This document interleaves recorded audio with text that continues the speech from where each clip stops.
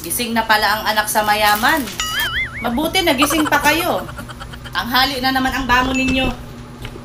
Kaya nababad na naman ang mga mata ninyo. Sa kakasilpo ninyo. Napakasarap talaga ng mga buhay ninyo. Dapat hindi pa kayo gumising. Napakahusay talaga ninyo. Pagkagising ninyo, lalamo na lang kayo. Tapos ngayon maghahanap na ng kakainin. Kaya nagutom na. Sarap talaga ng buhay ninyo. Kain, tulog, cellphone, lakwat siya. Paghusayan ninyo yung estilo ninyo. Oh no! Pagkagising, tutunganga. Oh, ba't nagtunganga ka pa? Hindi ka pa kakain?